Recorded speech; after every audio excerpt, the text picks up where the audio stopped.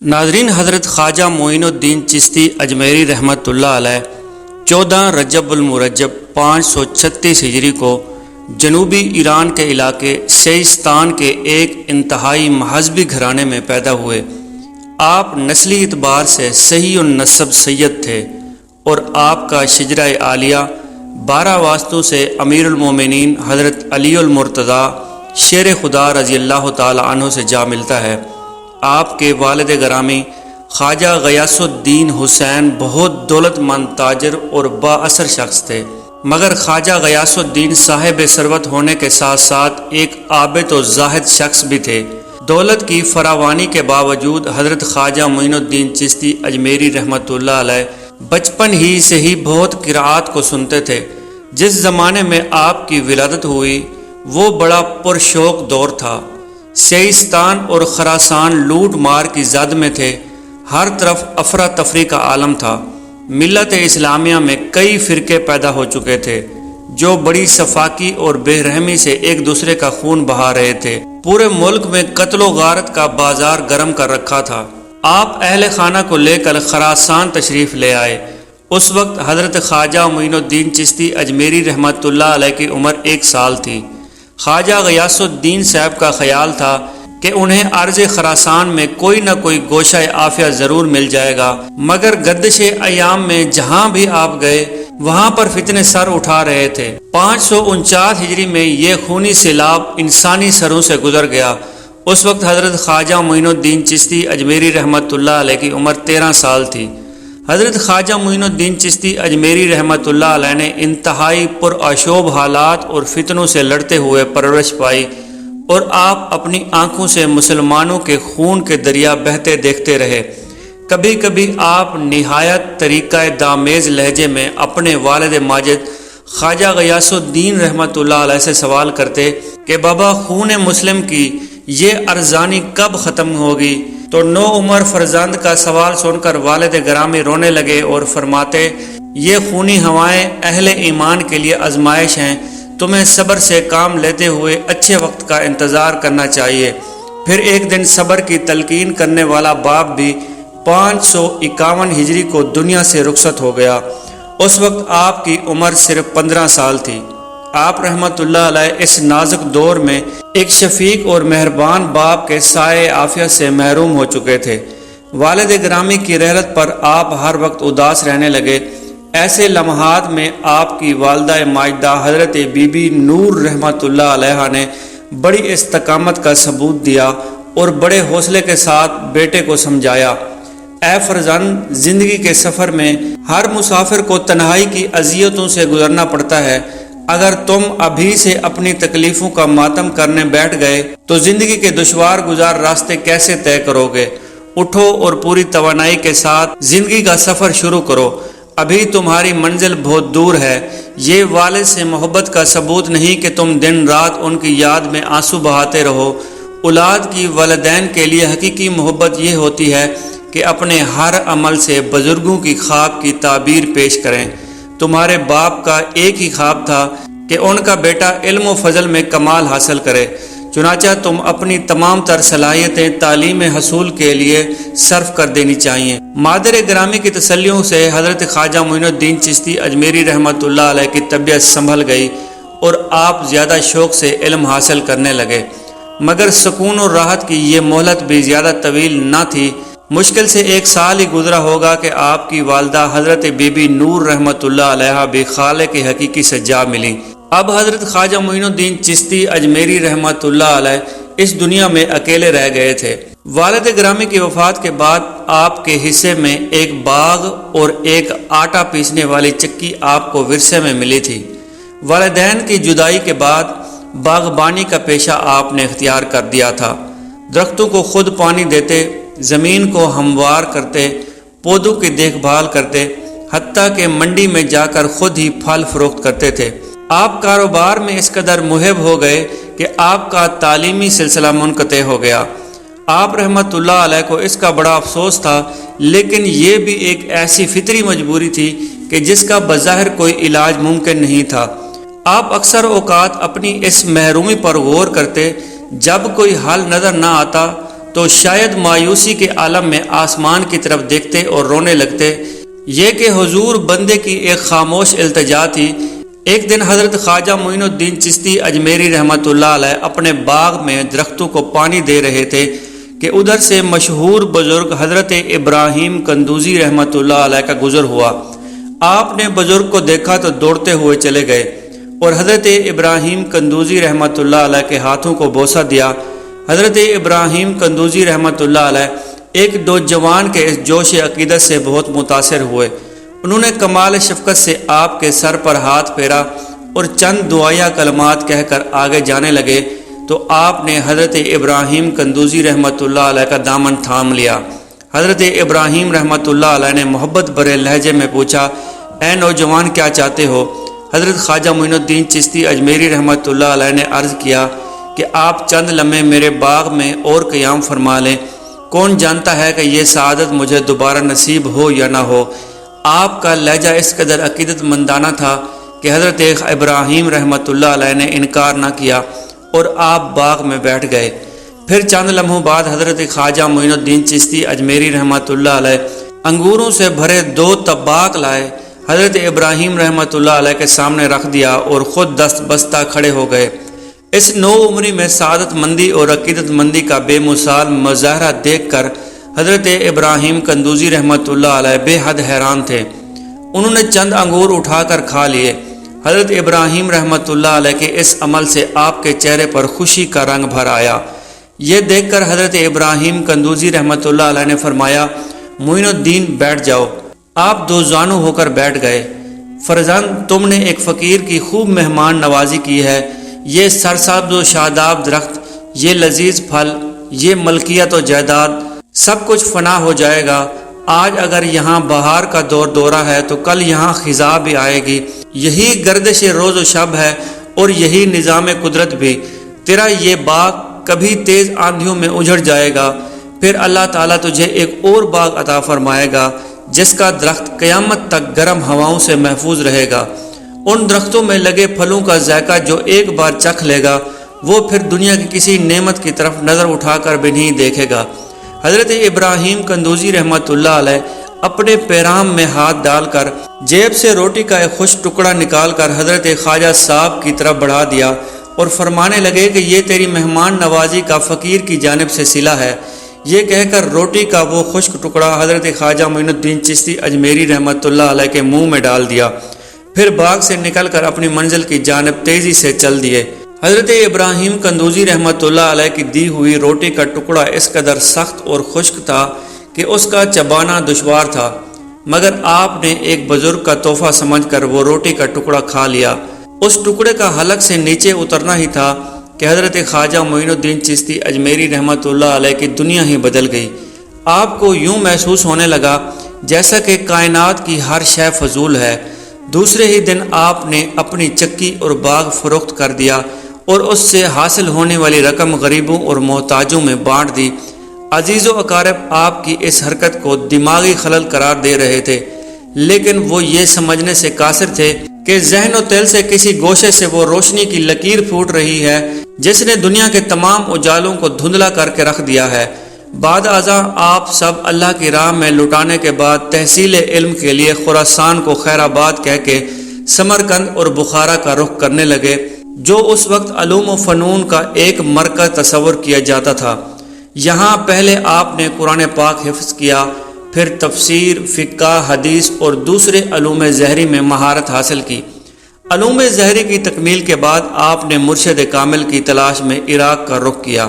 راستے میں اپنے زمانے کے مشہور بزرگ حضرت خواجہ عثمان ہارونی رحمۃ اللہ علیہ سکون پذیر تھے۔ حضرت خواجہ معین الدین چشتی اجمیری رحمۃ اللہ علیہ کچھ دن تک ایک عام طالب علم کی حیثیت سے حضرت خواجہ عثمان ہارونی کی خدمت میں حاضر ہوتے رہے، مگر شیخ نے کوئی توجہ نہ دی۔ پھر قدر مایوس ہوئے، بعد ازاں ایک موقع پا کر آپ نے دل کی بات شیخ سے کہہ ڈالی۔ آپ نے اپنے شیخ سے کہا کہ میری دلی تمنا ہے کہ آپ مجھے مستقل غلامی کا شرف بخشیں۔ اس پر حضرت خواجہ عثمان ہارونی رحمۃ اللہ علیہ نے فرمایا، اے فرزند، مجھ سے اپنا ہی بوجھ نہیں اٹھایا جاتا، میں تمہارا کیسے اٹھا لوں؟ دراصل شیخ آپ کو ٹالنا چاہتے تھے، لیکن آپ مسلسل اصرار فرما رہے تھے۔ پھر ایک دن حضرت خواجہ عثمان ہارونی رحمۃ اللہ علیہ نے آپ کو حلقہ ارادت میں شامل کر لیا۔ حضرت خواجہ معین الدین چشتی اجمیری رحمۃ اللہ علیہ اپنے مرشد کی خدمت میں تقریباً 2.5 سال رہے۔ آپ اپنے پیر و مرشد کی خدمت کے لیے ساری رات جاگتے رہتے کہ مرشد کو کسی چیز کی ضرورت نہ پڑ جائے۔ پھر ایک دن حضرت خواجہ صاحب کو مرشد پاک نے سینے سے لگا کر ہاتھ آسمان کی طرف اٹھا دیے اور دعا فرمائے، اے خدا ذوالجلال، معین الدین کو قبول فرما لے، اس نے بے سیر و سامانی کے باوجود مجھے نہیں چھوڑا، تو بھی اسے اپنی زمین پر تنہا نہ چھوڑنا۔ ابھی دعا کے الفاظ مکمل بھی نہ ہو پائے تھے کہ حضرت خواجہ معین الدین چشتی اجمیری رحمۃ اللہ علیہ پر نور کی بارش ہو گئی۔ آپ نور کی بارش میں نہا گئے۔ ایک تیز ہوا کا جھونکا دل و دماغ کو روشن کرتا ہوا گزر گیا۔ آپ کی آنکھوں کے سامنے تمام حجابات اٹھ گئے۔ حضرت خواجہ عثمان ہارونی رحمۃ اللہ علیہ نے حضرت خواجہ معین الدین چشتی اجمیری رحمۃ اللہ علیہ سے پوچھا کہ اب کیا نظر آتا ہے؟ معین الدین چشتی اجمیری رحمۃ اللہ علیہ جواب میں کہنے لگے کہ آپ کے سرے میں عرش سے تاتوت و سرا تک دیکھ رہا ہوں۔ مرشد کامل نے کہا کہ اللہ کا شکر ہے کہ تم سیراب ہو گئے ہو، ورنہ عشق کے صحرا میں لوگ ایک بوند کے لیے زندگی بھر ترستے رہتے ہیں۔ پھر آپ کے پاس جو بھی شخص نگاہ کرم کی بھیک مانگنے کے لیے آتا تو آپ فرماتے کہ میرے پاس جو کچھ بھی تھا میں نے معین الدین چشتی اجمیری رحمۃ اللہ علیہ کو عطا کر دیا ہے۔ ناظرین گرامی، ایک اور روایت یہاں پر ملتی ہے کہ حضرت خواجہ عثمان ہارونی رحمۃ اللہ علیہ حضرت معین الدین چشتی اجمیری رحمۃ اللہ علیہ کو لے کر مکہ مکرمہ حاضر ہوئے۔ خانہ کعبہ کا طواف کرنے کے بعد آپ نے بلند آواز میں فرمایا، یا الہی، معین الدین حاضر ہے، اپنے اس عاجز بندے کو شرف قبولیت عطا فرما۔ جواب میں دائرے غائبی سنائی دی کہ ہم نے اسے قبول کر لیا، بے شک یہ معین الدین ہے۔ پھر مکہ مکرمہ سے مدینہ منورہ تشریف لے گئے۔ پھر جیسے ہی سرکار دو عالم صلی اللہ علیہ وآلہ وسلم کی قربت حاصل ہوئی تو حضرت خواجہ عثمان ہارونی رحمۃ اللہ علیہ نے خواجہ معین الدین چشتی اجمیری کو حکم دیا کہ معین الدین آقا نامدار صلی اللہ علیہ وآلہ وسلم کے حضور سلام پیش کرو۔ حضرت خواجہ معین الدین چشتی اجمیری رحمۃ اللہ علیہ نے گداز قلب کے ساتھ لرزتی ہوئی آواز میں کہا، السلام علیکم یا سید المرسلین۔ وہاں موجود تمام لوگوں نے سنا کہ روضہ رسول صلی اللہ علیہ وآلہ وسلم سے جواب آیا، وعلیکم السلام یا سلطان الہند۔ اس کے بعد مرشد نے حضرت خواجہ معین الدین چشتی اجمیری رحمۃ اللہ علیہ کو مبارکباد دیتے ہوئے کہا کہ معین الدین، تم خوش نصیب ہو کہ تمہیں دونوں مقامات پر قبولیت کی سند عطا ہوئی ہے۔ آئندہ بت خانہ تمہاری سرگرمیوں کا مرکز ہوگا۔ اگرچہ وہاں کفر کی گہری تاریکی پھیلی ہوئی ہے، لیکن تم وہاں اسلام کی شمع روشن کرنے میں کامیاب ہو جاؤ گے۔ اس وسیع و عریض ملک میں صرف تم ہی سلطان کہلاؤ گے۔ جسے دربار رسالت سے تاج سلطانی عطا ہوا، وہ ہندوستان کی تمام بادشاہوں پر غالب آ کر رہے گا۔ پھر حضرت خواجہ معین الدین چشتی اجمیری رحمۃ اللہ علیہ اپنی مرشد کی ہدایت پر طویل عرصے تک شدید ریاستیں کی، مسلسل 7 دن تک روزے رکھتے۔ پھر پیر و مرشد کی اجازت سے آپ تنہا حجاز مقدس پہنچے، حج کی سعادت حاصل کی اور روزہ رسول پر حاضری دینے کے ساتھ ساتھ کئی ممالک کا سفر اختیار کیا۔ سفر بغداد کے دوران آپ کی ملاقات حضرت خواجہ شیخ نجم الدین رحمۃ اللہ علیہ سے ہوئی۔ اولیاء کرام میں حضرت شیخ نجم الدین کبریٰ رحمۃ اللہ علیہ کا مقام بہت بلند ہے۔ حضرت خواجہ معین الدین چشتی اجمیری رحمۃ اللہ علیہ 2.5 ماہ تک حضرت شیخ نجم الدین کبریٰ کے ہاں قیام پذیر رہے اور ایک عظیم صوفی کی محبتوں سے فیض یاب ہوئے۔ اس کے بعد حضرت خواجہ معین الدین چشتی اجمیری بغداد میں حضرت شیخ عبد القادر جیلانی رحمۃ اللہ علیہ کی خدمت میں بھی حاضر ہوئے۔ کچھ عرصہ وہاں پر بھی قیام کرنے کے بعد آپ تبریز شریف تشریف لے گئے۔ وہاں حضرت خواجہ ابو سعید تبریزی رحمۃ اللہ علیہ سے فیض حاصل کیا۔ خواجہ ابو سعید تبریزی رحمۃ اللہ علیہ کو تصرف کی دنیا میں ہمہ گیر شہرت حاصل ہے۔ چند دن آپ یہاں پہ گزارنے کے بعد آپ فہم میں تشریف لے گئے۔ وہاں مشہور بزرگ حضرت شیخ محمود اصفہانی رحمۃ اللہ علیہ کی محبت میں فیض یاب ہوئے۔ انہی دنوں وہاں ایک نو عمر لڑکے کو دیکھا جو درویشوں سے نہایت عقیدت رکھتا تھا۔ حضرت خواجہ معین الدین چشتی اجمیری رحمۃ اللہ علیہ کی آمد سے پہلے وہ لڑکا حضرت شیخ محمود اصفہانی رحمۃ اللہ علیہ کی ذات سے بہت متاثر تھا، مگر جب اس نے خواجہ معین الدین چشتی اجمیری کو دیکھا تو ارادہ بدل دیا۔ پھر آپ اصفہان سے روانہ ہوئے تو وہ 9 عمر لڑکا بھی آپ کے ساتھ ہو لیا۔ 9 عمر لڑکا حضرت خواجہ معین الدین چشتی اجمیری کی صحبت میں اولیاء ہند کا تاجدار بنا۔ دنیا جسے قطب الدین بختیار کاکی رحمۃ اللہ علیہ کے نام سے جانتی ہے۔ آپ گنج شکر بابا فرید رحمۃ اللہ علیہ کے مرشد اور نظام الدین اولیاء کے دادا و مرشد ہیں۔ بس پھر حضرت خواجہ معین الدین چشتی اجمیری اصفہان سے خراسان تشریف لے گئے۔ آپ نے یہاں 2 سال قیام فرمایا۔ ان دنوں ایک مرد کامل حضرت شیخ ناصر الدین رحمۃ اللہ علیہ یہاں پر قیام پذیر تھے، جن کا 2 واسطوں سے سلسلہ حضرت با یزید بستامی رحمۃ اللہ علیہ سے جا ملتا ہے۔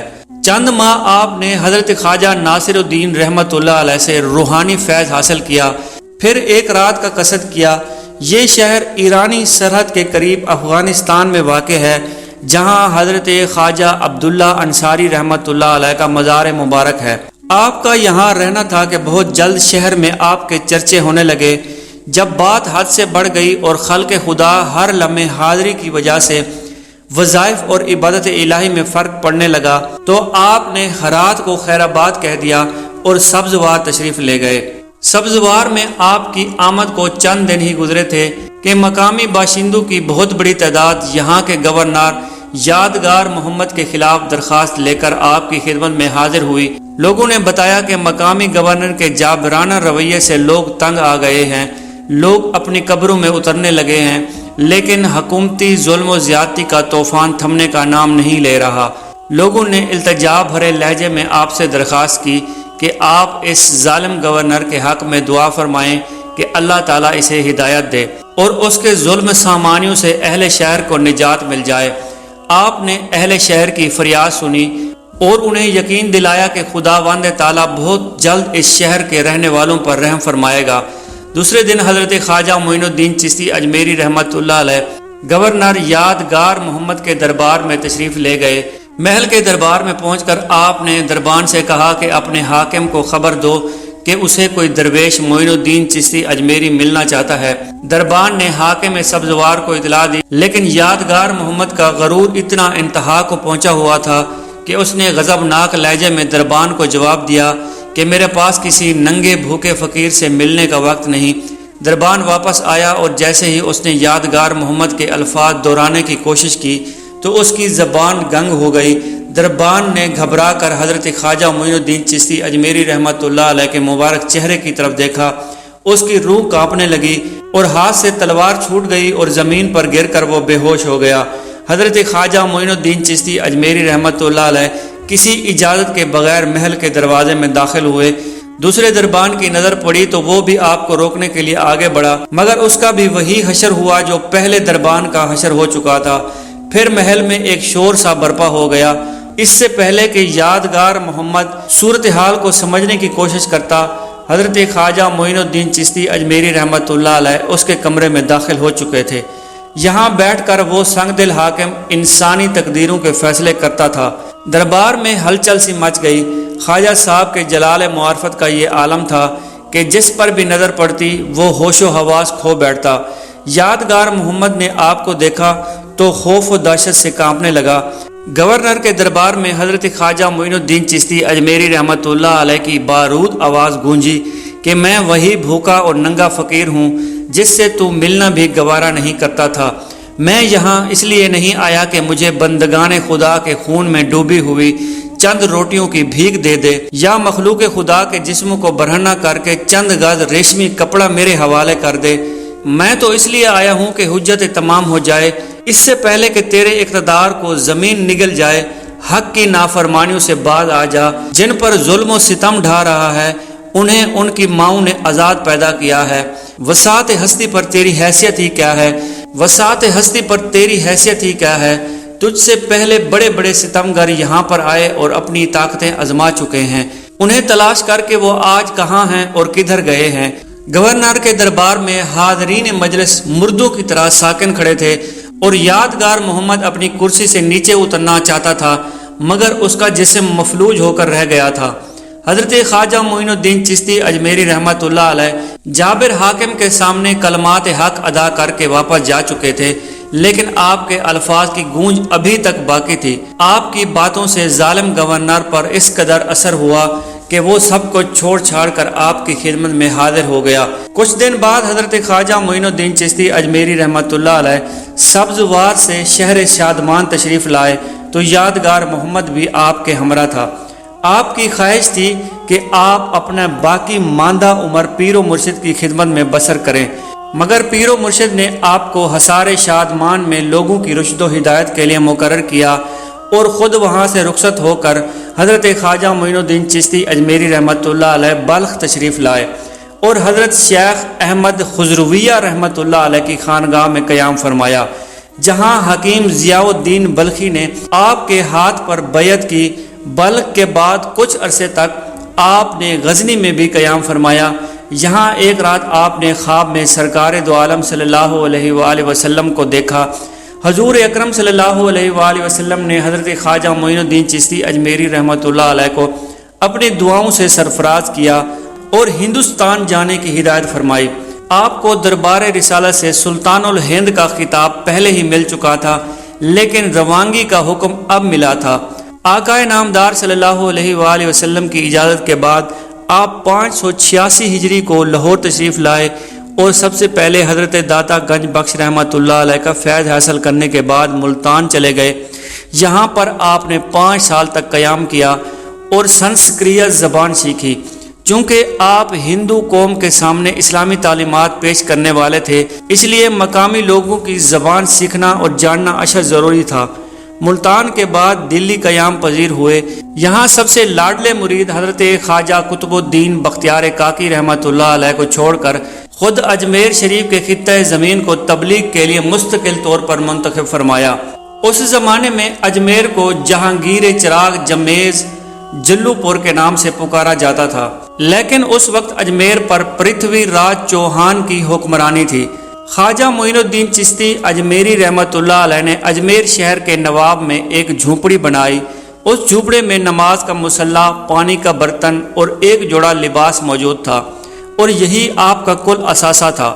شروع میں لوگوں نے آپ کو جوگی اور سادھو سمجھتے رہے، لیکن جب لوگوں نے آپ کو قریب سے دیکھا اور وضاقتہ کے اعتبار سے آپ ہندوستانیوں سے مختلف دکھائی دیتے تھے، پھر ایک دن کچھ راجپوتوں نے آپ کی جھونپڑی میں داخل ہوئے۔ اس وقت حضرت خواجہ معین الدین چشتی اجمیری رحمۃ اللہ علیہ ذکر الہی میں مشغول تھے۔ راجپوت خاموشی سے بیٹھے رہے، یہاں تک کہ آپ نماز اور وظائف سے فارغ ہوئے تو آپ نے راجپوتوں سے آنے کی وجہ پوچھی، تو راجپوتوں نے کہا کہ ہم کچھ دنوں سے آپ کو جنگل و بیابان میں مصروف عبادت دیکھ رہے تھے، اس لیے جاننا چاہتے تھے کہ آپ کون ہیں اور کہاں سے آئے ہیں اور آپ کے یہاں آنے کا مقصد کیا ہے۔ آپ نے جواباً فرمایا کہ میں مسلمان ہوں اور تمہیں اللہ تعالیٰ کا پیغام پہنچانے آیا ہوں۔ مسلمانوں کا نام سن کر راجپوت چونک اٹھے کہ کیا تم شہاب الدین غوری کی کسی قوم سے ہو؟ آپ نے فرمایا کہ ہاں، وہ میرا دینی بھائی ہے۔ شہاب الدین تو اپنے ہمراہ ایک لشکر جرار لے کر آیا تھا، مگر میں تمہارے درمیان تنہا ہوں، پھر بھی تمہیں خدا کا پیغام سناؤں گا اور تمہیں وہ پیغام سننا ہوگا۔ اگر تم اپنے کان دھر لوگے تو تمہاری سماعتوں میں شگاف پڑ جائیں گے اور وہ پیغام تمہارے ذہن و دل کی گہرائیوں میں اتر جائے گا۔ تم اگر چاہو اپنے گھروں کے دروازے بند کر لو، دل و دماغ پر پہرا بٹھا دو، مگر یہ روشنی کی لکیر اپنے دروازوں سے گزرتی ہوئی تم تک پہنچ جائے گی۔ یہ ایک بڑا دعویٰ تھا جو ایک سرکش قوم کے درمیان کیا جا رہا تھا۔ ایک راجپوت کو آپ کی بات ناگوار گزری۔ اس نے تلخ لہجے میں کہا کہ ہم اپنی زمین پر یہ سب کچھ برداشت نہیں کر سکتے۔ آپ نے فرمایا کہ یہ زمین اللہ کی ہے، اگر کسی انسان کی ملکیت ہوتی تو تمہارے باپ دادا موت کا ذائقہ نہ چکھتے یا زمین کو اٹھا کر اپنے ساتھ لے جاتے۔ آپ کا یہ جواب سن کر راجپوتوں نے کہا کہ ہم کسی اللہ کو نہیں جانتے، زمین و آسمان پر ہمارے دیوتاؤں کی حکومت ہے، یہاں تمہارے رہنے کی ایک ہی صورت ہو سکتی ہے کہ تم دوبارہ اپنی زبان پر اللہ تعالیٰ کا نام نہ لاؤ گے۔ تو آپ رحمۃ اللہ علیہ نے فرمایا، میں تو اسی کے نام سے ہی زندہ ہوں اور تمہیں بھی اسی کے نام کی برکت سے زندہ کرنے آیا ہوں۔ ایک راجپوت نے اللہ کا وہ پیغام سننے کی فرمائش کی جسے آپ سنانے کے لیے اجمیر شریف تشریف لائے تھے۔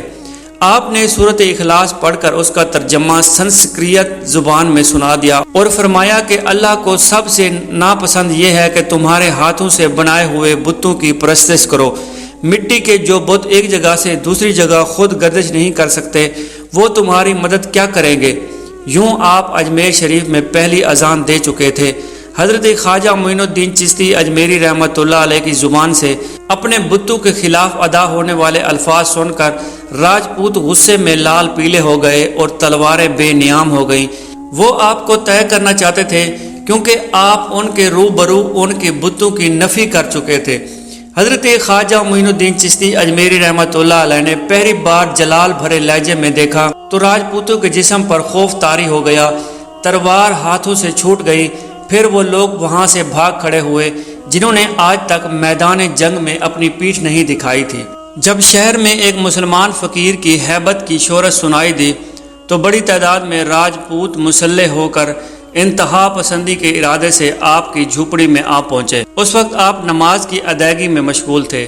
راجپوتوں نے میان سے تلوار نکال کر نماز کے دوران ہی آپ کو قتل کرنا چاہا، لیکن تلوار نے ایک بار پھر نیام سے نکلنے سے انکار کر دیا کہ ان کے جسموں پر ایک بار پھر سے لرزہ طاری ہو گیا اور وہ راجپوت فرار ہوتے ہوئے چیخ رہے تھے کہ یہ تو جادوگر ہے۔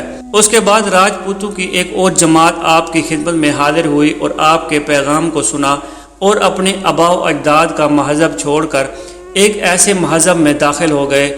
راجپوت اور برہمن سب برابر تھے۔ کفر کے گلے میں بہت بڑا شگاف پڑ چکا تھا۔ مذہبی اجارہ داری کی پیشانی پر گہری لکیریں ابھر آئیں۔ نجومیوں اور پنڈتوں نے آسمان کی طرف دیکھا۔ ستاروں کی گردش میں ایک عجیب سا انتشار برپا تھا۔ پر اسرار علوم جاننے والے حیرت زدہ تھے اور آسمان کی سروت میں کسی خوفناک انقلاب کی تصویریں صاف نمایاں تھیں۔ ہندو دھرم کے رکھنے والوں نے آپ کے ساتھ مسلمان ہونے والوں کو طلب کیا اور پوچھا کہ آخر تمہیں اس اجنبی کے پیغام میں کیا کشش محسوس ہوئی تھی؟ تم نے اس کے خدا کو دیکھا ہے؟ دین اسلام میں کیوں داخل ہوئے ہو؟ ان 9 مسلموں نے کہا کہ ہم کچھ نہیں جانتے، ہمارے دلوں نے گواہی دی ہے کہ وہ سچ بولتا ہے، بس ہم مجبور ہو گئے ہیں۔ کچھ ناعقبت اندیشوں نے راجہ پرتھوی راج کے سامنے یہ تجویز پیش کی کہ ان باغیوں کے اس مختصر سی تعداد کو قتل کر دیا جائے اور اسلام کے خطرے سے ہمیشہ کے لیے جان چھڑا لی جائے۔ راجہ پرتھوی نے یہ تجویز قبول نہیں کی کیونکہ مسلمان ہونے والوں میں بہت سے با اثر ہندو قبائل کے لوگ بھی شامل تھے۔ اس طرح ریاست میں انتشار پھیلنے کا اندیشہ تھا، لیکن ان کے معاشی بائیکاٹ کا اعلان کر دیا۔ چنانچہ وہ 9 مسلم افراد حضرت خواجہ معین الدین چشتی اجمیری رحمۃ اللہ علیہ کے قدموں میں آ پڑے۔ کسی جاسوس نے پرتھوی راج کو خبر دی کہ محبوب راجپوت نیا مذہب قبول کر کے بہت زیادہ خوش ہیں، تو وہ آگ بگولا ہو گیا اور مسلمانوں کے خلاف سازشوں کے نئے جال بننے جاننے لگے۔ اسی دوران حضرت خواجہ معین الدین چشتی اجمیری کا ایک خادم آپ کے وضو کے لیے انا ساگر تالاب سے پانی لینے گیا تو وہاں خلاف معمول راجہ کے سپاہی تعینات نظر آئے۔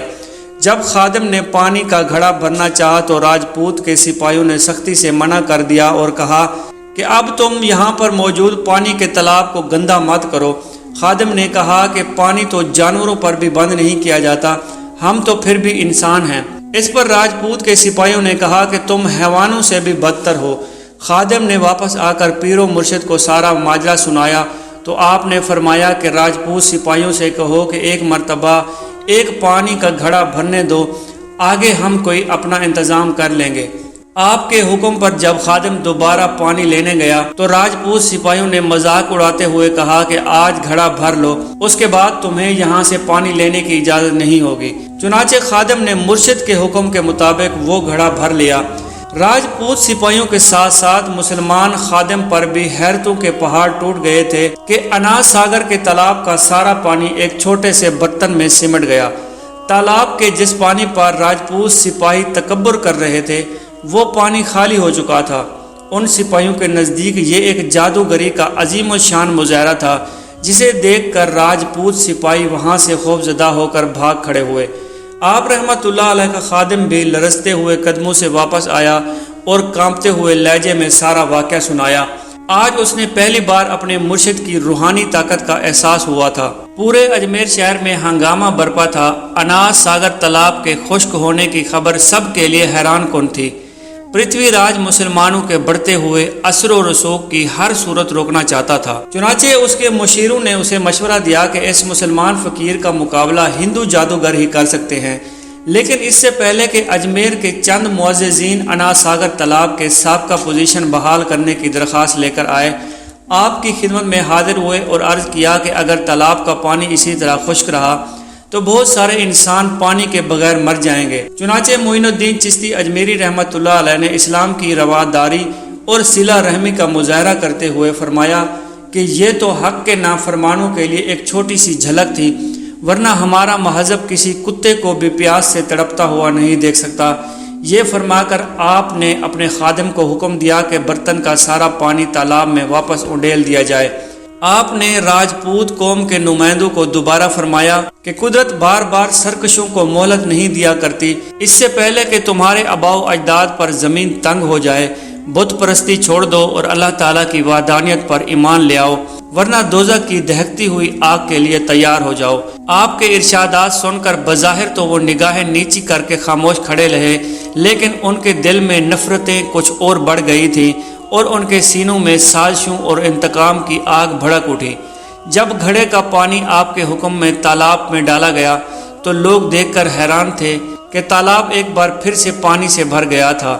بت پرستوں کے لیے یہ فقیر کی جانب سے ایک بہت بڑا پیغام تھا، جسے سمجھنے اور اس پر عمل کرنے کی بجائے انہوں نے پرتھوی راج کو مشورہ دیا کہ اجمیر شریف کے بڑے جادوگر یعنی شادی جادوگر کو اس مسلمان فقیر کے مقابلے میں لایا جائے جو طاقتور جسم اور ساحرانہ کمال میں اپنا ثانی نہیں رکھتا۔ پرتھوی راج نے ساتھیوں کا مشورہ قبول کر کے شادی جادوگر کو اپنے دربار میں طلب کیا اور اسے حکم دیا کہ جادو کی بے بنا طاقت سے دیوتاؤں کی ہستی کو مسلمانوں کے وجود سے پاک کر دے۔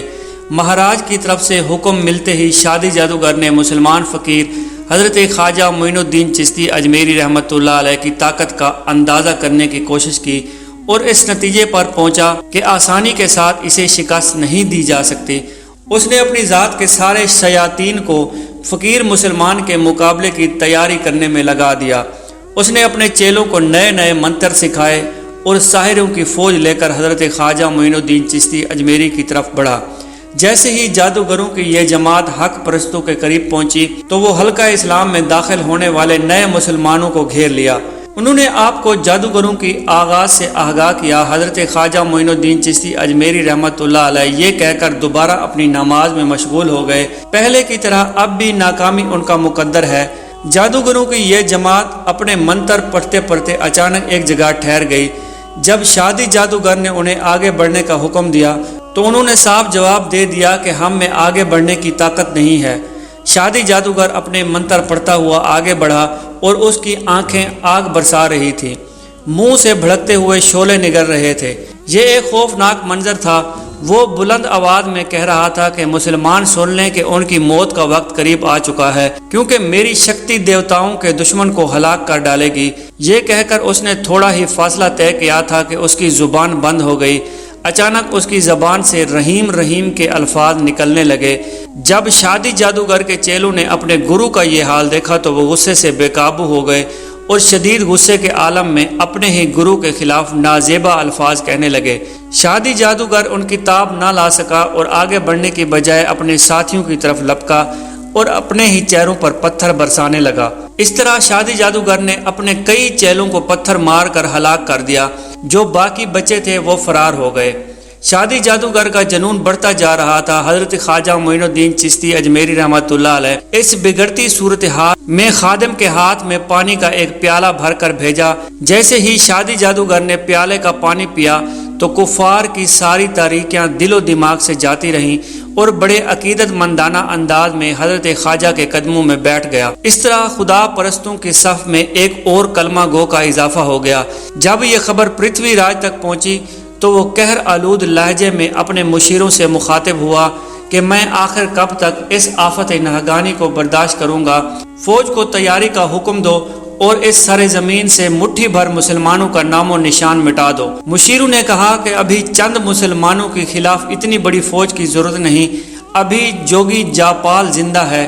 جے پال کا نام سن کر پرتھوی راج کے چہرے پر خوشی اور مسرت کے آثار دکھائی دیے، جو جوش و غضب میں اس عظیم جادوگر کو بھول چکا تھا۔ جے پال جوگی کو سار و ترسم میں اس قدر مہارت حاصل تھی کہ پورے ہندوستان میں اس کا کوئی ثانی نہ تھا۔ ہزاروں جادوگر اس کے شاگرد تھے۔ پھر جب جوگی جے پال پرتھوی راج کے دربار میں حاضر ہوا تو اجمیر کے حکمران اپنی کرسی سے اٹھ کر اس کے قدموں کو چومنے لگا۔ جب جوگی نے بے وقت طلبی کا سبب پوچھا تو پرتھوی راج نے حضرت خواجہ معین الدین چشتی اجمیری کی آمد اور شادی جادوگر کی شکست کے واقعات تفصیل سے سنا دیے۔ پرتھوی راج کی زبان سے واقعات سن کر جے پال انتہائی غرور اور تکبر سے کہنے لگا کہ پورے ہندوستان میں میرے علم کی حکومت ہے، میں جسے چاہوں عہدے سے معزول کر دوں اور جسے چاہوں حکمرانی عطا کروں۔ مجھے افسوس ہے کہ میں اپنے گھر میں بے خبر رہا اور ایک مسلمان فقیر نے میری مملکت میں اتنا بڑا ہنگامہ برپا کر دیا۔ یہ کہہ کر جوگی جہاز غصے سے کانپنے لگا اور کہنے لگا کہ مسلمان کا اس سر زمین پر آخری دن ہے، میں انہیں ایسا سبق سکھاؤں گا کہ پھر اس سر زمین پر کوئی مسلمان نہیں آئے گا۔ جوگی جے پال کا تکبر انتہا کو پہنچ چکا تھا۔ جے پال نے پہلے اپنے چیلوں کو حکم دیا کہ وہ مسلمان فقیر اور اس کے خدمتگاروں کا کام تمام کر دیں۔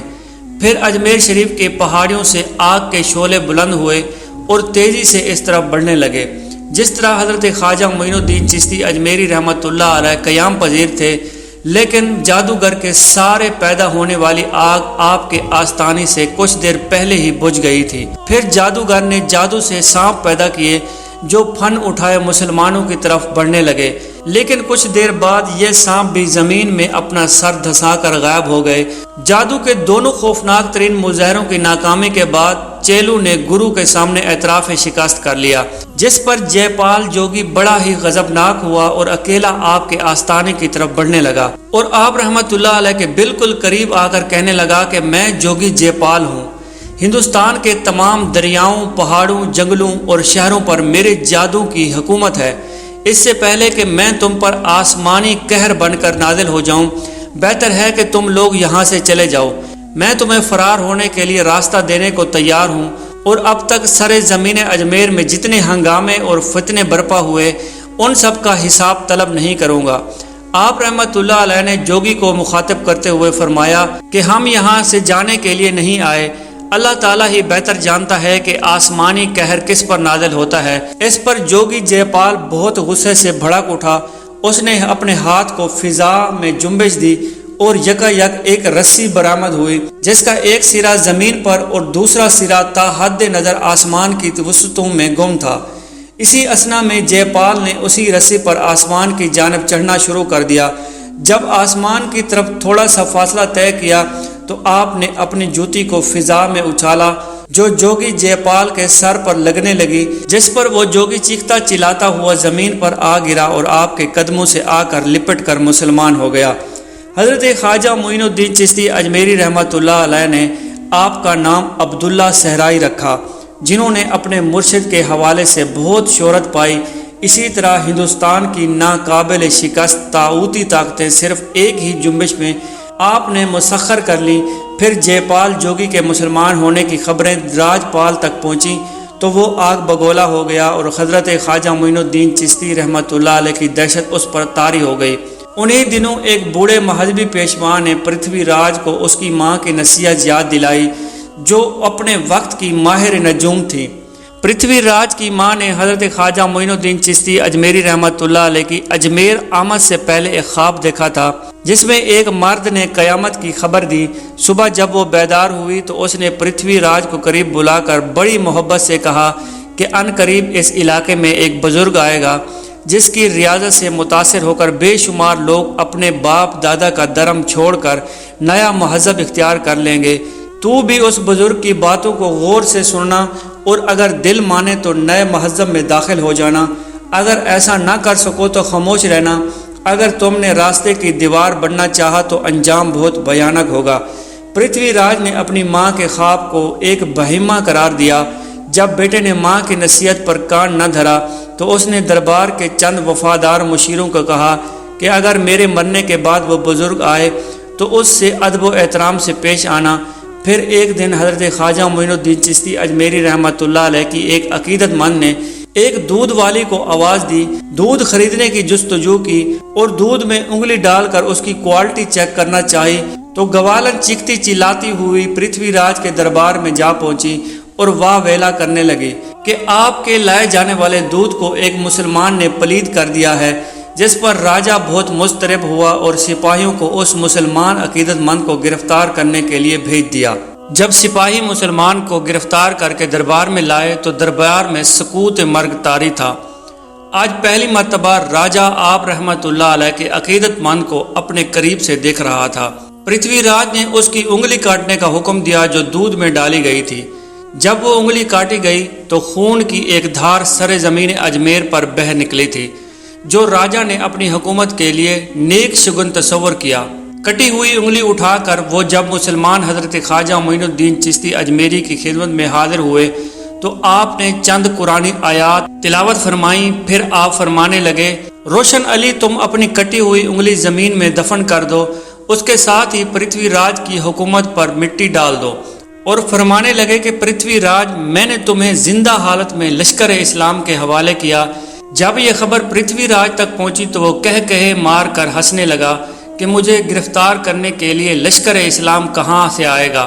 غوری تو گزشتہ سال راجپوتوں کی شجاعت کو آزما چکا ہے، کیا وہ اس قدر جلد اپنی شکست کو فراموش کر کے دوبارہ ادھر کا رخ کرے گا؟ یہاں یہ بات محلوظ خاطر رہے کہ 587 ہجری میں شہاب الدین غوری نے ایک خوفناک مقابلے کے بعد پھر رات سے شکست کھائی تھی۔ جب غوری شدید زخمی حالت میں زمین پر گرا تو وفادار قطب الدین نے اپنی جان کی پرواہ نہ کرتے ہوئے آگے بڑھا اور شہاب الدین غوری کو میدان جنگ سے نکال کر محفوظ مقام تک لے گیا۔ ایک خادم نے آقا کی نمک حلالی کا حق ادا کر دیا تھا۔ اس کے ساتھ ہی مسلمانوں کی تاریخ کو ایک نئی زندگی ملی۔ شہاب الدین غوری اپنے لہو میں نہایا ہوا غزنی پہنچا۔ طبیبوں کی بہترین دوائیوں اور خدمتکاروں کی سخت ذمہ داری نے غوری کے زخم بھر دیے، لیکن اس کے دل و دماغ کے زخم ابھی بھی نہیں بھرے تھے اور جنگی لباس میں تبدیل نہ کیا تھا۔ اس نے یہ عہد کیا تھا کہ اس وقت تک خون سے آراستہ لباس کو اپنے جسم سے الگ نہیں کرے گا جب تک پرتھوی راج کو جکڑ کر اس کے سامنے حاضر نہیں کیا جاتا۔ اگر ایسا نہ ہو سکا تو پھر یہی خون آلود لباس جو پرتھوی راج سے مارکے کے وقت زیب تن تھا وہ اس کا دائمی لباس بنے گا۔ کچھ لوگوں نے غوری کے اس عزم کو جذبات سے تعبیر کیا۔ پھر ایک رات شہاب الدین غوری نے عجیب و غریب خواب دیکھا کہ کوئی بزرگ ان سے فرما رہے تھے کہ مایوسیوں کے دائرے سے نکل اور اجمیر پر حملہ کر، اس بار خدا تجھے عظیم فتح سے سرفراز فرمائے گا۔ بعض تاریخی کتابوں میں شہاب الدین غوری کا یہ خواب اس طرح بھی بیان کیا جاتا ہے کہ ایک مجلس نور آراستہ جس کے در و دیوار سے تیز روشنی کی کرنیں پھوٹ رہی تھیں، جہاں تک نظر جاتی خدام 10 بستہ قطار در قطار کھڑے ہیں۔ شہاب الدین غوری بھی اسی انسانی ہجوم میں موجود ہے۔ سامنے تخت زری نگار ایک روشن چہرے والے بزرگ جلوہ افروز ہیں۔ ان کے جاؤ جلال کا عالم یہ ہے کہ حاضرین کی نگاہیں دم بھرنے کے لیے اٹھتی ہیں اور پھر فرش پر جم جاتی ہیں۔ پوری محفل پر گہرا سکوت طاری ہے۔ شہاب الدین غوری حیرت زدہ ہیں اور ایک ایک خادم کی شکل دیکھ رہے ہیں، مگر اسے یہ دریافت کرنے کی جرت نہیں ہوتی کہ یہ بزرگ کون ہیں، یہ دربار کیسا ہے اور یہاں کس مقصد کے لیے لگایا گیا ہے۔ ابھی غوری کے ذہن میں اس قسم کے خیالات گردش کر رہے ہیں کہ اچانک ایک خادم جو ذرے نگار تخت کے قریب کھڑا ہے غوری کی طرف بڑھتا ہے اور پھر اس کا ہاتھ پکڑ کر ہجوم سے گزرتا ہوا بزرگ کے قریب پہنچ جاتا ہے۔ خادم اسے نہایت ادب اور محبت امیز نظروں سے دیکھتے ہیں۔ خدا نے تجھے کافروں پر غلبہ عطا کر دیا ہے اور ہندوستان کی عظیم و شان سلطنت بخش دی ہے۔ بزرگ کا لہجہ شیریں تھا مگر الفاظ میں ایسا جلال پوشیدہ تھا کہ غوری کے جسم پر لرزہ طاری ہو گیا اور فوراً اس کی آنکھ کھل گئی۔ افغان سپہ سالار رات بھر اپنی ایک عجیب و غریب کیفیت سے دوچار رہا۔ صبح ہوتے ہی مصاحبین سے خواب بتا کر مشورہ مانگا تو سب نے کہا کہ زندگی میں کوئی خوشگوار لمحہ آنے والا ہے۔ کچھ لوگوں نے کہا کہ یہ غوری کے ذاتی خیالات ہیں جو دماغ کی کسی کوشش میں نقش ہو کر رہ گئے تھے۔ جب ایسے خیالات کو عملی شکل دینے کا موقع نہیں ملتا تو یہ خواب کی حالت میں نظر آتے ہیں۔ چونکہ بظاہر ہر حالات موافق نہیں تھے، اس لیے شہاب الدین غوری نے خواب خاموش کر دیا۔ کچھ عرصے بعد افغان سپہ سالار نے اسی بزرگ کو دوبارہ خواب میں دیکھا۔ اس بار وہ بزرگ انتہائی پرجلال لہجے میں فرما رہے تھے کہ اے اسلام کے جانباز فرزند، خیالات کے جسم سے نکل اور اپنی آنکھوں سے قدرت کی کرشمہ ساز یوں کا تماشا دیکھ۔ خدا مایوس ہونے والے کو پسند نہیں کرتا۔ غوری نے خواب کے بارے میں اپنے مخلص دوستوں سے مشورہ کیا جو واضح جواب نہ دے سکے۔ پھر کئی دنوں کی جستجو کے بعد افغان سے برسلار کو اس ہستی کا نشان مل گیا جسے شہر فرونکیوں سے کوئی دلچسپی نہیں تھی۔ وہ ایک تارے کے دنیا بزرگ تھے جو غزنی کے نواح میں کسی ویران مقام پر خاموش زندگی گزار رہے تھے۔ غوری ان کی خدمت میں حاضر ہوا اور خواب سنایا۔ بزرگ نے خواب کی تعبیر بیان کرتے ہوئے کہا کہ تم خوش نصیب ہو، تمہیں بہت جلد عظیم و شان انسان کی زیارت کا شرف حاصل ہونے والا ہے جسے دیکھنے کے انتظار میں نہ جانے کتنی آنکھیں ہونچ گئی ہیں اور نہ جانے کتنے لوگ زیر خاک ہو گئے ہیں۔ قلت فوج اور کثرت وسائل کے وسوسوں میں مبتلا نہ ہو، خدا ہر شے پر قادر ہے۔ تم انہی مرد جلیل کے کہنے پر عمل کرو جو تمہیں 2 بار عالم خواب میں زیارت سے فیض یاب فرما چکے ہیں۔ چنانچہ اب پرتھوی راج کو شکست دینے کے لیے غوری کے راستے میں کوئی دیوار نہ تھی۔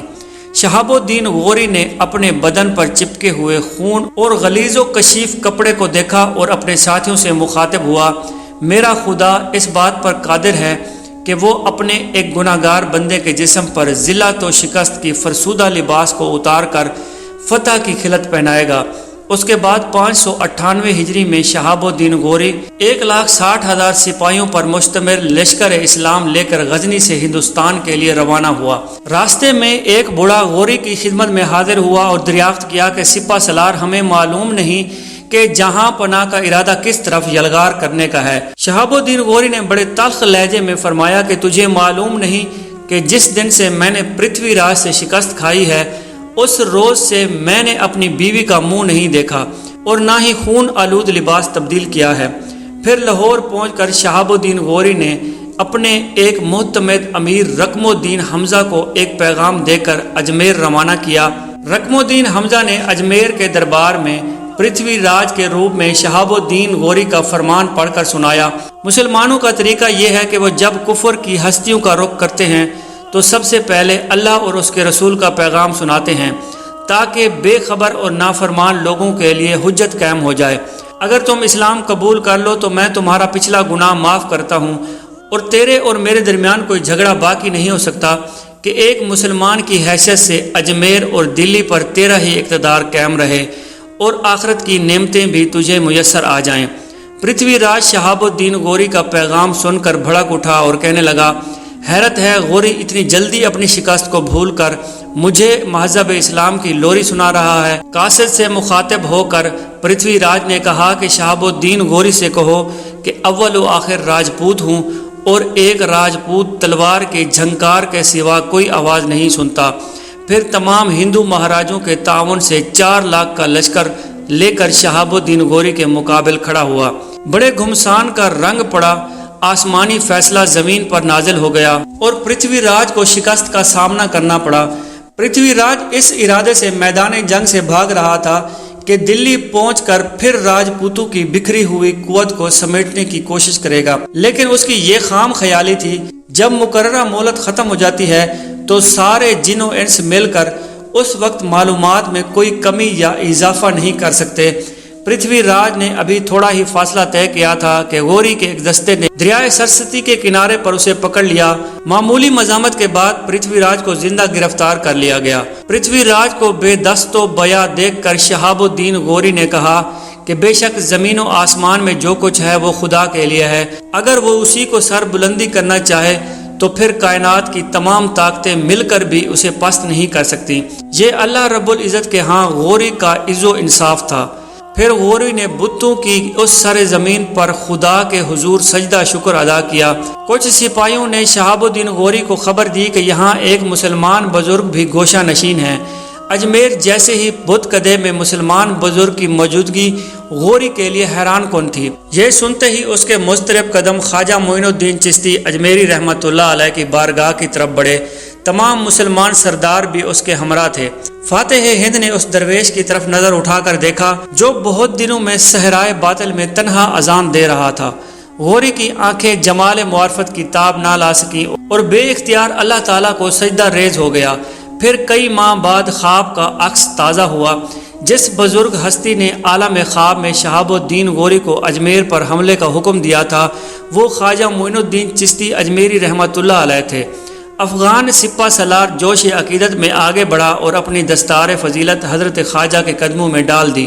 حضرت خواجہ معین الدین چشتی اجمیری نے دستار اٹھا کر دوبارہ غوری کے سر پر رکھ دی اور فرمایا کہ بے شک تمہارے دشمن قوی اور بالادست تھے، لیکن اللہ رب العزت نے انہیں اپنی قدرت کاملہ سے شکست سے دوچار کر دیا۔ اب تم پر لازم ہے کہ تم بھی حکومت عالیہ کے سلسلے میں اپنی کوشش تیز کر دو، عدل و انصاف کو اپنا شعار بناؤ اور بھٹکے ہوئے مسلمانوں کو ان کے مرکز کی طرف لاؤ، اور عظیم و شان فتح کے بعد شہاب الدین غوری مفتوحہ علاقوں کا انتظام اپنے وفادار سپاہی قطب الدین علیہ کے سپرد کر کے خود پرتھوی راج کو زندہ لے کر غزنی واپس چلا گیا۔ اجمیر شریف کی سرزمین تمام ناپسندیدہ عناصر سے پاک ہو چکی تھی اور اجمیر سمیت پورے ہندوستان پر مسلمانوں کا قبضہ ہو چکا تھا۔ حضرت خواجہ معین الدین چشتی اجمیری رحمۃ اللہ علیہ برصغیر پاک و ہند کی اس لیے بھی عظیم روحانی ہستی قرار پاتے ہیں کہ انہوں نے اپنی زندگی میں 50 کروڑ کفار کو مسلمان کیا۔ آپ سراپا محبت و جمال تھے۔ اسی حوالے سے ہندو اور مسلمان آپ کو خواجہ غریب نواز بھی کہہ کر پکارتے ہیں۔ خواجہ غریب نواز رحمۃ اللہ علیہ کی چشم و کرم سے اجمیر کے کئی باشندوں کی دنیا ہی بدل گئی۔ بت پرست اپنے صنم خانوں کو توڑ کر مساجد تعمیر کر رہے تھے۔ سود خور جن کا آبائی مہذب تھا وہ اپنی زندگی کا تمام سرمایہ اللہ کی راہ میں بے دریغ لٹا رہے تھے۔ جن کے بازار ہوس میں نسوانی عزت و آبرو کی بولیاں لگائی جاتی تھیں وہ ناموس زن کے محافظ بن گئے تھے۔ پیپل کے درختوں، زہریلے سانپوں، اڑتے ہوئے پرندوں اور چلتے ہوئے جانوروں اور بہتے ہوئے دریاؤں کو خدا ماننے والے ایک معبود کے سامنے سجدہ ریز ہو رہے تھے۔ یہ سب کچھ حضرت خواجہ معین الدین چشتی اجمیری رحمۃ اللہ علیہ کا فیضان تھا۔ پھر آپ رحمۃ اللہ علیہ کچھ عرصے تک اپنے مرید خاص اور خلیفہ اکبر حضرت خواجہ قطب الدین بختیار کاکی کی بے حد اصرار پر دلی تشریف لے گئے تو اس وقت سلطان قطب الدین ایبک نے اسلامی سلطنت کی سرحدیں دور دور تک پھیلا دی تھیں۔ آپ نے دلی پہنچتے ہی سب سے پہلے نماز شکر ادا کیا۔ یہاں آپ کئی ماہ تک قیام پذیر رہے۔ انہی دنوں ایک اور واقعہ پیش آیا کہ حضرت خواجہ معین الدین چشتی اجمیری اپنے خلیفہ اکبر حضرت خواجہ قطب الدین بختیار کاکی اور دوسرے فقراء کے ہمراہ دلی کے ساتھ جنگل کی سیر کر رہے تھے کہ اچانک ایک نوجوان گھوڑے پر سوار سامنے سے آتا ہوا دکھائی دیا، لیکن جیسے ہی وہ گھوڑ سوار آپ کے قریب پہنچا تو ادب سے گھوڑے سے نیچے اترا اور ادب سے سلام کرنے کے بعد دور تک بڑے ادب سے پیدل چلتا رہا۔ پھر دوبارہ گھوڑے پر سوار ہو گیا اور آندھی کی طرح جنگل میں روپوش ہو گیا۔ حضرت خواجہ معین الدین چشتی اجمیری رحمۃ اللہ علیہ اچانک ٹھہر گئے اور بہت دیر تک اس راستے کو دیکھتے رہے جدھر سے نوجوان گزرا تھا۔ حضرت خواجہ بختیار کاکی رحمۃ اللہ علیہ نے مرشد کی بدلی ہوئی کیفیت کو محسوس کر لیا۔ خواجہ صاحب نے فرمایا کہ اس نوجوان کی شکل میں قدرت خداوندی کی جھلک دیکھ رہا تھا۔ یہ فقیر دوست نوجوان ہے۔ نوجوان کا چہرہ بتا رہا تھا کہ وہ درویشوں کی صحبت پسند کرتا ہے۔ اس کا یہ عمل دونوں جہانوں میں سعادت کا سبب بنے گا۔ وہ بزرگان دین کے حلقہ اثر میں ہے۔ اللہ تعالیٰ اسے اس وقت تک نہیں اٹھائے گا جب تک وہ تاج شاہی نہیں پہن لیتا۔ اقبال اس پر سایہ فگن ہے، تخت و ہندوستان اس کا انتظار کر رہا ہے اور وہ عدل و انصاف کے ساتھ لوگوں پر حکومت کرے گا۔ پھر سلطان قطب الدین ایبک کی رحلت کے بعد وہ نوجوان ہندوستان کا بادشاہ بنا اور اس نے سلطان شمس الدین التمش کے نام سے شہرت پائی۔ اجمیر شریف سے واپسی کے بعد آپ نے ایک رات رسول اکرم صلی اللہ علیہ وآلہ وسلم کو خواب میں دیکھا۔ رسول اکرم صلی اللہ علیہ وآلہ وسلم فرما رہے تھے کہ معین الدین تم پر لازم ہے کہ ہماری ایک ایک سنت کو زندہ کرو۔ آنکھ کھلی تو آپ پر لرزہ طاری تھا۔ آپ ہر لحظہ سوچتے رہے کہ ان سے کون سی سنت ابھی تک رہ گئی ہے۔ اچانک ایک روز شادی کا خیال آیا۔ اس طرح مضطرب ذہن نے خواب کی تعبیر تک رسائی حاصل کر لی۔ یہ عجیب راز تھا۔ جس روز آپ نے خواب میں حضور اکرم صلی اللہ علیہ وآلہ وسلم کو دیکھا، اسی رات قلعہ پٹلی کے آگے ملک خطاب نے لشکر پر حملہ کر دیا۔ اس مارکے میں ملک خطاب کو فتح نصیب ہوئی، ہندو راجہ گرفتار ہو کر قتل ہو گیا۔ اس راجہ کی ایک جوان بیٹی قید ہوئی۔ حاکم پٹلی نے اسے لے کر آپ کی خدمت اقدس میں حاضر ہوئے اور قدم بوسی کرنے کے بعد عرض کیا کہ یہ لڑکی اعلیٰ خاندان سے تعلق رکھتی ہے، میری خواہش ہے کہ آپ اسے ایک کنیز کی حیثیت سے قبول فرما لیں۔ آپ نے فرمایا کہ میں کسی کنیز یا خادمہ کی حاجت نہیں رکھتا، درویش کو ایسی آسائشیں زیب نہیں دیتی۔ اگر یہ لڑکی اپنی خوشی سے اسلام قبول کر لے تو فوج کے کسی اعلیٰ عہدیدار سے اس کی شادی کروا دو۔ اسلام میں کوئی زبردستی جائز نہیں، اسے اس کی مرضی پر چھوڑ دو اور یہ جہاں جانا چاہے اسے جانے دو۔ لیکن ملک خطاب مسلسل اصرار کرتا رہا اور اس طرح سلطان الہند کی خوشنودی حاصل کرنا چاہتا تھا۔ حاکم پٹلی لاجواب ہو کر بارگاہ سلطان الہند سے اٹھا اور مفتور راج کمارو کو چلنے کا اشارہ دیا، مگر اہل مجلس اس وقت حیران رہ گئے کہ جب لڑکی نے ملک خطاب کے ساتھ جانے سے انکار کر دیا اور نہایت ادب سے کہا کہ میں اپنی باقی زندگی اگر آپ کے قدموں پر بسر کروں تو میرے لیے بڑی سعادت ہوگی۔ لڑکی کی خواہش اتنی شدید تھی کہ آپ انکار نہ کر سکے۔ کچھ دن بعد لڑکی نے اپنے آبائی مذہب کو ترک کر کے دین اسلام قبول کر لیا۔ آپ رحمۃ اللہ علیہ نے اس کا اسلامی نام امت اللہ رکھا۔ پھر اس لڑکی کی خواہش پر آپ نے اس سے شادی کر لی۔ امت اللہ ایک پارسا خاتون تھی۔ آپ کے کردار نے غیر مسلم عورتوں کو بہت متاثر کیا۔ آپ کے بطن سے ایک صاحبزادی بی بی حافظہ جمال رحمۃ اللہ علیہ بھی پیدا ہوئی۔ سلطان الہند کے مزار کے ساتھ ہی آپ رحمۃ اللہ علیہ کا مزار ہے۔ سلطان قطب الدین ایبک سید حسین شہدی کی شہادت کے بعد سید وجیہ الدین چشتی کو اجمیر کا حاکم مقرر کیا۔ بی بی عصمت اللہ ان کی صاحبزادی تھی۔ سید وجیہ الدین چشتی رحمۃ اللہ علیہ بیٹی کی شادی کے بارے میں فکر مند تھے۔ ایک رات ان کے خواب میں حضرت امام جعفر صادق علیہ السلام تشریف لائے اور فرمانے لگے، فرزند تمہیں فکر مند ہونے کی ضرورت نہیں، نبی اکرم صلی اللہ علیہ وآلہ وسلم کا حکم ہے کہ اپنی لڑکی حضرت خواجہ معین الدین چشتی رحمۃ اللہ علیہ کی زوجیت میں دے دو۔ صبح بیدار ہونے کے بعد سید وجیہ الدین حضرت سلطان الہند کی خدمت میں حاضر ہوئے اور اپنا خواب بیان کیا۔ اگرچہ آپ شادی شدہ تھے لیکن سرکار دو عالم صلی اللہ علیہ وآلہ وسلم کا حکم سنتے ہی آپ رحمۃ اللہ علیہ عقد کے لیے تیار ہو گئے۔ بی بی عصمت اللہ سے آپ کے 3 صاحبزادے حضرت خواجہ فخر الدین، خواجہ ضیاء الدین اور خواجہ حسن الدین پیدا ہوئے۔ 633 ہجری کا زمانہ تھا۔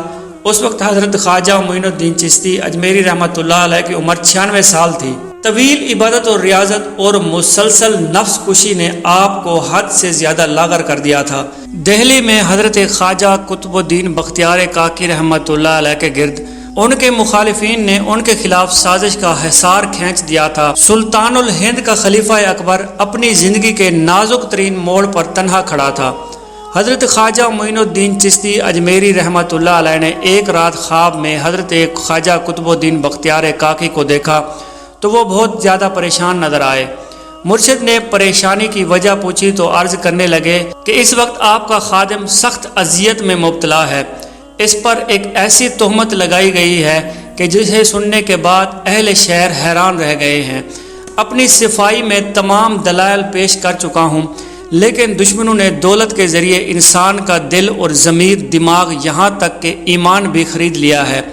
لوگ خدا سے نہیں ڈرتے مگر میں خوشی اور مصیبت دونوں میں اللہ کو پکارتا ہوں۔ حالات میں وقت کی عدالت میں مجھے ایک مجرم کی صورت میں کھڑا کر دیا ہے، میرے حق میں دعا فرمائیے۔ یہ کہہ کر حضرت خواجہ قطب الدین بختیار کاکی رحمۃ اللہ علیہ رو پڑے اور حضرت خواجہ غریب نواز نے خادم کو خواب میں ہی تسلی دی کہ ہم خود چل کر دلی آ رہے ہیں اور آپ کسی نہ کسی طرح مقدمے کی سماعت کو ہماری دلی آمد تک ملتوی رکھو۔ سلطان شمس الدین التمش بے شک حضرت خواجہ بختیار کاکی رحمۃ اللہ علیہ کا عقیدت مند تھا لیکن حالات دن بدن غیر موافق ہوتے جا رہے تھے۔ دراصل ایک عورت نے حضرت خواجہ بختیار کاکی رحمۃ اللہ علیہ پر تہمت لگائی تھی کہ انہوں نے عورت سے خفیہ شادی کر رکھی تھی۔ وہ عورت کہنے لگی کہ ان کی گود میں کھیلنے والا بچہ حضرت خواجہ قطب الدین بختیار کاکی کا ہے، اور بے شک یہ ایک تہمت تھی، لیکن حالات و واقعات سب خواجہ قطب الدین بختیار کاکی رحمۃ اللہ علیہ کے خلاف جا رہے تھے۔ جب حضرت خواجہ معین الدین چشتی اجمیری رحمۃ اللہ علیہ دلی تشریف لائے تو سلطان شمس الدین التمش بھی قدم بوسی کے لیے حاضر ہوئے اور رکت امیز لہجے میں عرض کرنے لگے، خواجہ خواجگان میرے حال پر رحم فرمائیے، اب دنیا داروں کا رویہ ناقابل برداشت ہو چکا ہے۔ دنیا نے تو اہل ایمان کے ساتھ ہمیشہ سے ہی یہی سلوک کیا ہے، آئندہ بھی اس کے طرز عمل میں کوئی تبدیلی نہ پاؤ گے۔ پھر وہ وقت ہوا جب سلطان ہند کی موجودگی میں شہنشاہ نے اس عظیم مقدمے کے فیصلہ کرنے کے لیے دربار سجایا تاکہ سچ اور جھوٹ کا فیصلہ ہو جائے۔ یہ ایک تاریخ ہندوستان کا ایک یادگار دن تھا جب لوگ اپنے کاروبار چھوڑ کر دربار شاہی کی طرف جا رہے تھے۔ یوں محسوس ہوتا کہ جیسے اہل شہر کو اس مقدمے کا فیصلہ سننے کے سوا کوئی کام نہیں۔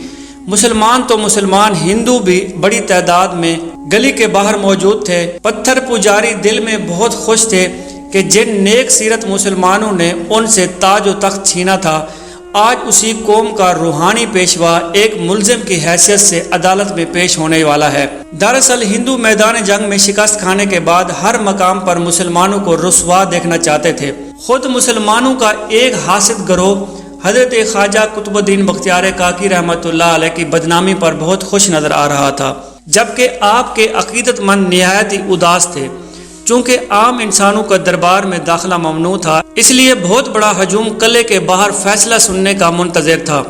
کچھ دیر بعد حضرت خواجہ معین الدین چشتی اجمیری اپنے خلیفہ اکبر حضرت خواجہ قطب الدین بختیار کاکی کے ہمراہ تشریف لائے تو قلعے کے باہر کھڑے ہزاروں انسانوں نے تعظیم اور عقیدت میں سر جھکا لیا۔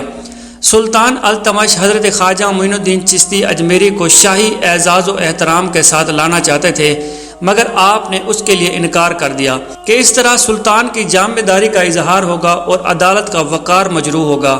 پھر جیسے ہی سلطان الہند حضرت خواجہ غریب نواز اور ان کے خلیفہ اکبر دربار میں داخل ہوئے تو دربار میں بام و در و لرزہ طاری ہو گیا۔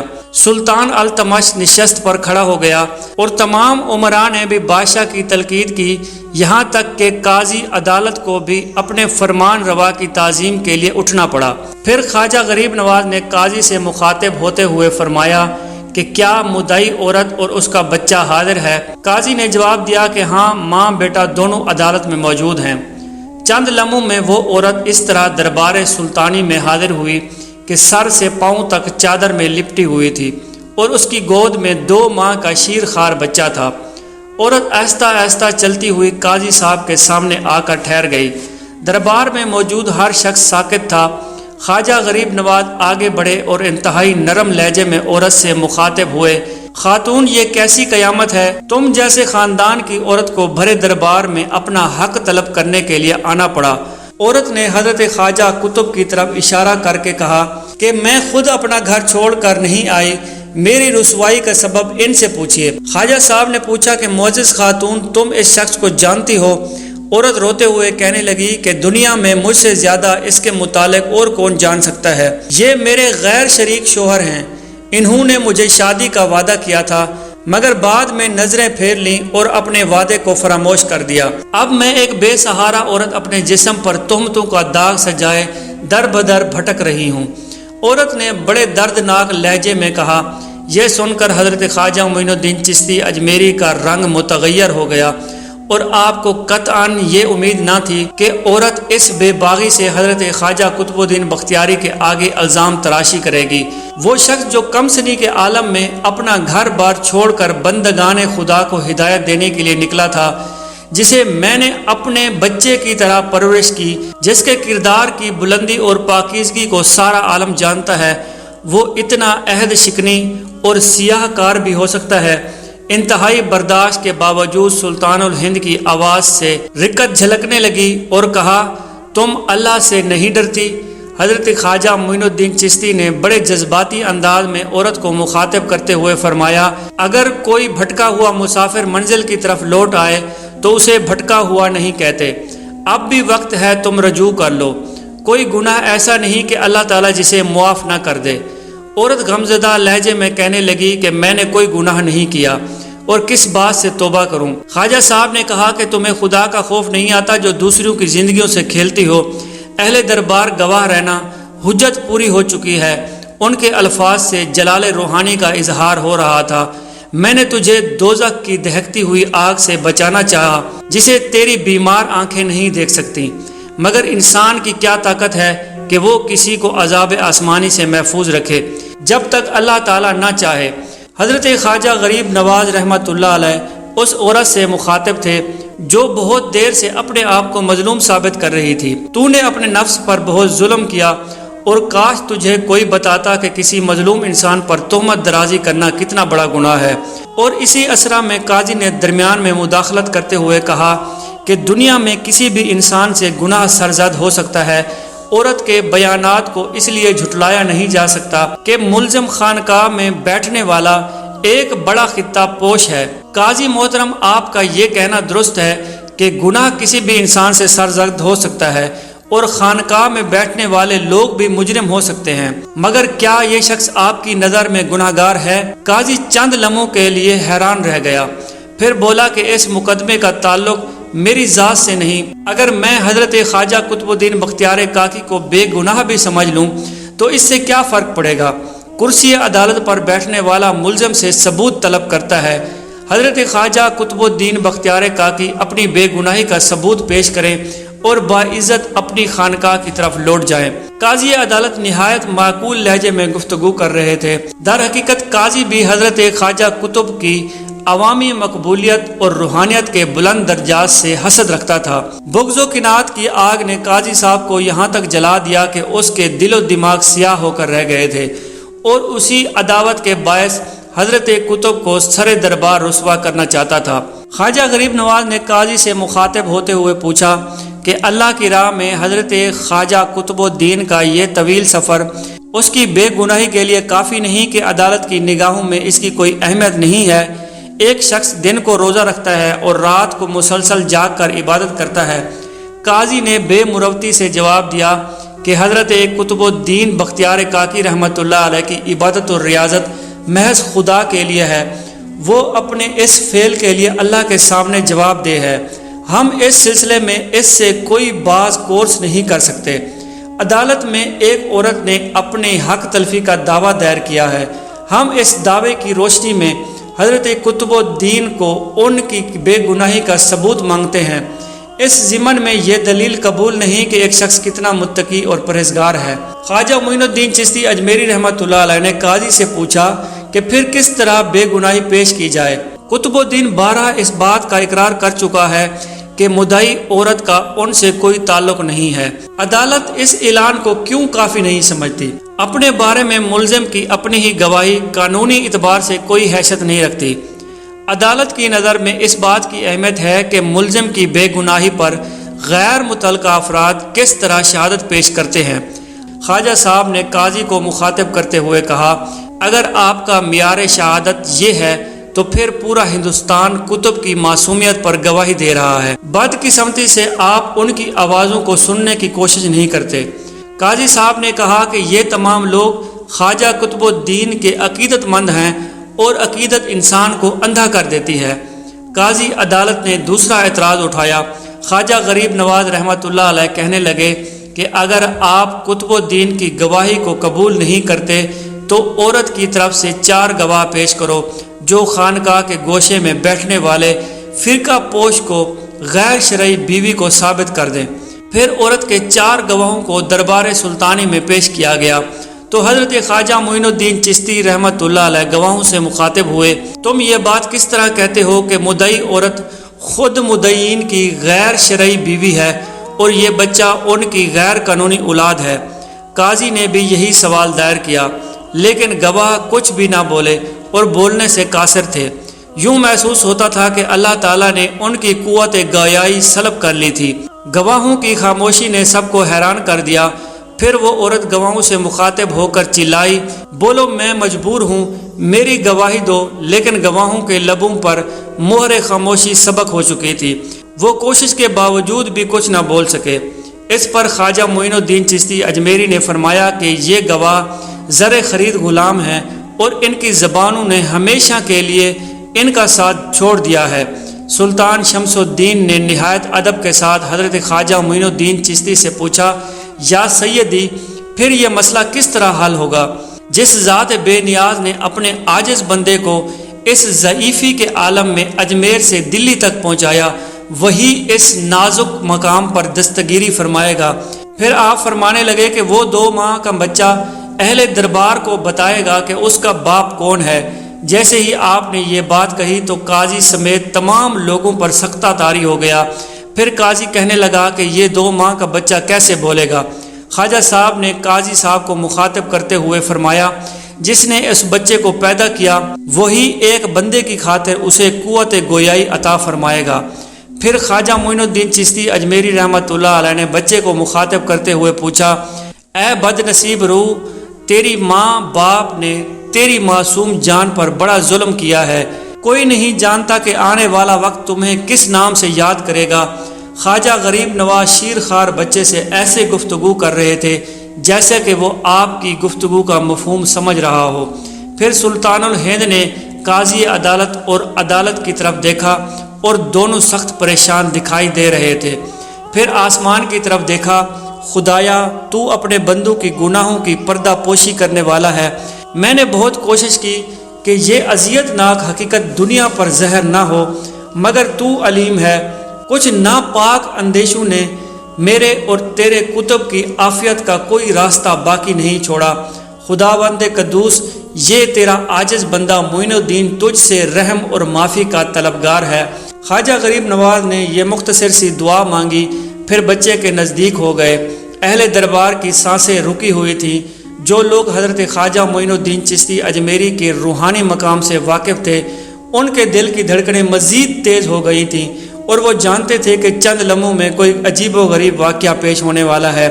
پھر خواجہ غریب نواز نے اپنا دایاں ہاتھ بچے کی ہونٹوں پر رکھا، نہایت محبت آمیز لہجے میں فرمایا، اے جان معصوم، تو بے قصور ہے۔ ہر شخص کو اپنے گناہوں کا بوجھ خود اٹھانا پڑے گا۔ میں تجھے تکلیف نہیں دینا چاہتا تھا، مگر تیرے باپ نے ایسے شخص پر تہمت لگائی ہے جو مجھے روئے زمین پر سب سے زیادہ عزیز ہے۔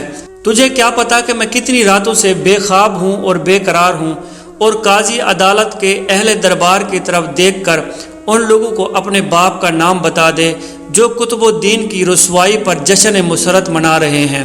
حضرت خواجہ معین الدین چشتی اجمیری رحمۃ اللہ علیہ کی پرجلال آواز ابھری اور لوگوں کے دلوں میں اترتی چلی گئی۔ دوسرے ہی لمحے میں بچے کی آواز سنائی دی کہ میرا باپ سلطان شمس الدین التمش کے دربار میں ایک واضح سردار ہے۔ یہ کہہ کر بچے نے اس شخص کا نام بتا دیا اور خاموش ہو گیا۔ اس انکشاف کے بعد دربار شاہی میں ایک زلزلہ سا آ گیا۔